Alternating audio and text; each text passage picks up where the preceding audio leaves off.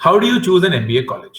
अब इसमें बहुत सारी इन्वेस्टमेंट, बहुत सारे कंसिडरेशन हो सकते हैं। जैसे मैंने बताया, एक आरओआई है, तो वो वीडियो अगर आप प्लीज देखेंगे तो आपको पता चलेगा कि आरओआई कैसे कैलकुलेट करते हैं।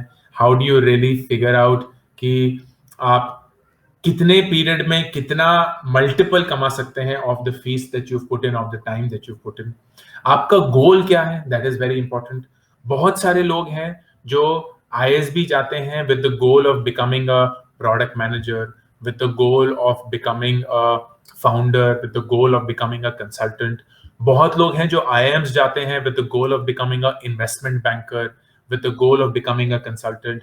तो हर एक स्कूल की कुछ ना कुछ अहमियत होती है, कोई ना कोई स्पेशलाइजेशन होता है, and that is something that you should know. जैसे IIMs are really famous for finance roles and for consulting roles. ISB is really famous for product management roles and for consulting roles. If you go to some place like a FMS or a SPJN, they're really famous for sales and marketing roles. So depending on where you go, like MICA jaise hai, it is really good for sales and marketing and advertising roles. You go to a TIS, then you suddenly have specialization in social and development sector. You go to XLRI, then there are really good HR roles that come in. तो हर एक school की एक तरीके से specialisation है जहां उनके alumni ने उस इंडस्ट्री में, उस कंपनी में बहुत काम किया है, and that is aligned with what you also want to do. बहुत मुश्किल होता है, फॉर इंस्टेंस आईएसबी में एचआर की कोई स्पेशलाइजेशन नहीं है, तो अगर आप एचआर करना चाहते हैं और अगर आप आईएसबी जाएंगे तो ऐसा हो सकता है कि आपको काफी मुश्किल महसूस हो। ना कंपनियां आएंगी एचआर करने के लिए या एचआर के लिए रिक्रूट करने के लिए, ना आपको कोई ऐसा रोल मिल पाएगा आसानी से जो सिर्फ एचआर स्पेसिफिक हो, कोई कोर्सेज नहीं होंगे जो एचआर के फोकस्ड होंगे। So you will essentially get to a point जहां you don't really know what should be, what is it that you could be doing. So the school and your goal is a mismatch. फिर stream भी वही चीज है कि कौन सी specialisation आपको करनी है, and whether the school has great offerings and great placements in that specialisation. आप करना चाहते हैं फाइनेंस, लेकिन उस स्कूल में फाइनेंस के ज्यादा अच्छे रोल्स आते ही नहीं है, then it's not the best place to be. आप करना चाहते हैं सेल्स एंड मार्केटिंग, लेकिन सेल्स एंड मार्केटिंग की बहुत एक्साइटिंग रोल्स आते नहीं हैं। फॉर एग्जांपल, अगर आप एक एफएमसीजी इंडस्ट्री ज्वाइन करना चाहते हैं, विच इज नेस्ले हो गया, HUL हो गया, कोका कोला हो गया, पेप्सिको हो गया, then IIMs is a great place to be, IIFT is a great place to be, FMS is a great place to be, क्योंकि यहाँ बहुत सारी एफएमसीजी कंपनीज आती हैं जो रिक्रूट करती हैं। लेकिन अगर आप ISB जाएंगे तो इतने ज्यादा रोल्स नहीं मिलते हैं एफएमसीजी में। There are only management trainee roles, लेकिन with work experience you may not want to be a MT or a management trainee. So all of those things is very important for you to consider. Indian MBA या foreign MBA, अगर आप India में काम करना चाहते हैं, मेरा strong suggestion यही रहेगा कि आप इंडिया से ही MBA करें। अगर आप बाहर काम करना चाहते हैं तब आप बाहर का MBA कंसिडर करें, क्योंकि बहुत ही कम स्कूल्स हैं, मैक्सिमम 5 to 10 ऐसे स्कूल्स हैं जहां उनका इतना बड़ा रुतबा है, इतना बड़ा रेपुटेशन है कि वो इंडिया में भी उतने ही रिस्पेक्टेबल हैं जितने की इंडियन स्कूल्स। तो हार्वर्ड, स्टैनफोर्ड, ये जो सारे स्कूल्स हैं, they are the top leagues, and if you go there then that's a great option to go. लेकिन आपको अगर रैंडम वारिको यूनिवर्सिटी जाएंगे, अगर वो यूएस में भी है, यूके में भी है, उससे कुछ फर्क नहीं पड़ने वाला। Just because you have an MBA from an international country does not make you a rock star.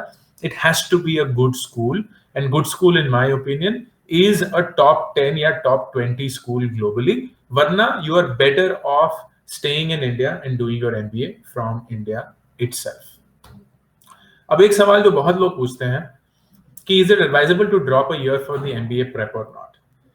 और इसका जवाब मेरे हिसाब से यह है कि if you get through a college, then please join the college. Don't drop the year just to study. The reason I'm saying this is because ultimately ना, आप उस MBA का जितना निचोड़ निकाल सकते हैं, that is dependent on you. अगर आप एक Tier 2, Tier 3 कॉलेज में भी जाकर बहुत अच्छा करेंगे, you'll still make it in life. And that doesn't mean कि आपको Tier 1 कॉलेज नहीं जाना चाहिए या उसकी अटेम्प्ट नहीं मारनी चाहिए, मारिए, लेकिन while continuing to be in a place and giving your best. क्योंकि ना बहुत बार लोग सिर्फ हमें IIMs जाना है, कैट देनी है, कैट देनी है, कैट देना है, उसी के पीछे लग जाते हैं, and they and up wasting the precious time that they have, which is not waste, but what they're really doing is वो सिर्फ एक एग्जाम की पढ़ाई कर रहे हैं, उससे ना वो कुछ सीख नहीं रहे. There is nothing that you're learning when you're preparing for an exam, because all your focus and attention is just on clearing that exam, and that is not value adding. Yes, you will get through a great college at the end of it, but studying for an exam for 2 years, at least in my opinion, seems like a waste. I would much rather get the experience, मैं internship करूं कहीं, या मैं कोई college ही join कर लूं, या मैं किसी project में किसी का साथ दे दूं, या मैं काम करने शुरू कर दूं, and then alongside also study. That to me is a far better approach. But if you want to give it another shot, please give another shot.